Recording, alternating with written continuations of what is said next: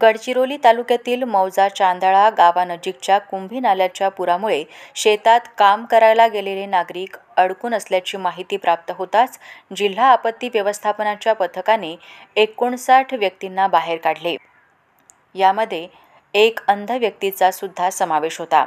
दुसऱ्या घटनेत कुंभी मोकासा येथून वैद्यकीय सुविधेची गरज असलेल्या 2 महिला, एक व्यक्ती यांना नदीच्या पुरातून बोटीद्वारे सुखरूप बाहेर काढून गडचिरोली मुख्यालयी पोहोचवून देण्यात आले।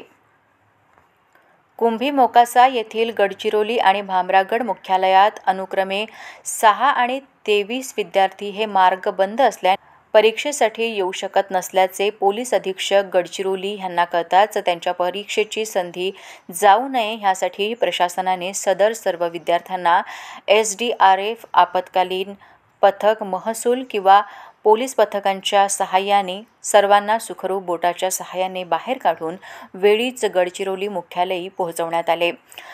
कुंभी मोकासा येथे जाण्यासाठी आपत्कालीन पथक, SDRF, महसूल, पोलीस पथक, आपदा मित्र यांच्या सहाय्याने खांद्यावर सुमारे 1 किलोमीटर बोट नेऊन 3 नाले नदी पार करून येथील नागरिकांना सुरक्षितरित्या बाहेर काढण्यात आले।